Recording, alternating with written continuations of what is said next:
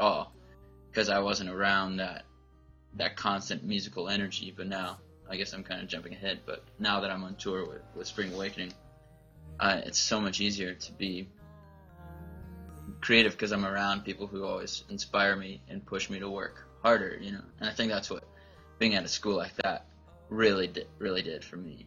And being in Boston too is really cool because it's a huge college town, and there are plenty of like venues, clubs, and open mic nights, and all these kind of places for you to perform or, you know, witness other performances.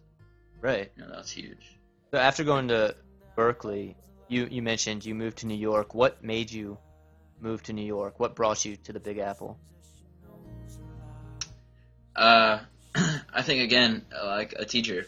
I had a really good songwriting teacher who was a really good, you know, I would say friend of mine, a good mentor anyway. And I would go into her office hours a lot, and sometimes I'd show her songs, and sometimes we'd just talk. And one day, it was like my last year in college, she asked me where I was moving, and you know, that was kind of like the question. Like in high school, it was like, where are you going to school? And then after Berkeley, everybody's like, where are you going to move to? Because the whole idea there is, you know, move to where the music industry is. You spent 4 years of learning where the music industry is, what it's all about. Now move to where it is. And basically, she broke it down for me in a way where she said, LA, there's basically 3 main hubs for, anyway, the music industry in which would appeal to me. There's like LA, Nashville, and New York.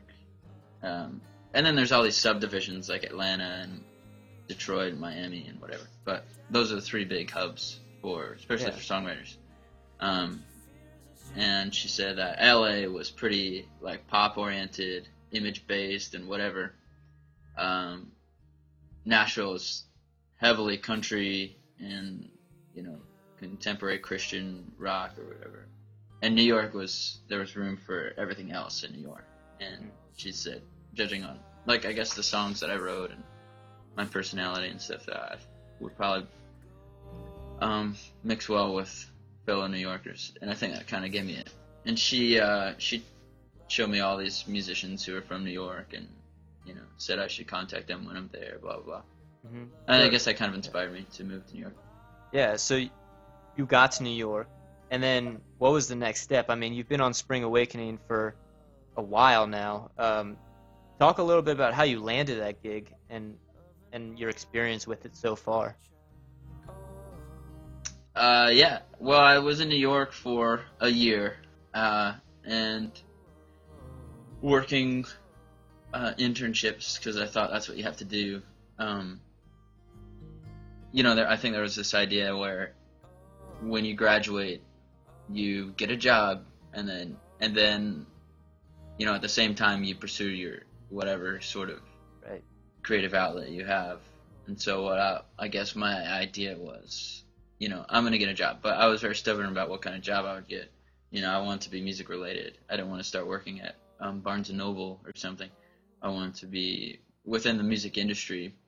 So I found these internships that I had 2 when I was there. One was at like a press related company, and one was at an independent record label. And I think they were both valuable experiences, but they weren't at all what I wanted to do. Right. And I think everybody, you know, like I had a cool boss at one of the internship at the PR place, and he's like, you know, do this internship, but if you're a musician, if you're a writer, then you got to just write. You're not gonna have a lot of opportunities if you're seeking a full-time position here, you know. And you know, he's pretty much right, because I would go home like really jaded at the end of the day because I just spent all day looking at a computer and running errands for people. Yeah. And there was nothing creative about that. I knew I was friends with this lady who was named Kim Grigsby, who was conducting she was the music director of this Broadway show, Spring Awakening. And she actually know her because she set up a scholarship for people at Hayfield for students studying music and or theater after high school. and I kept in contact with her just because I thought she was really cool, and I guess one thing led to another, and she asked me if I wanted to start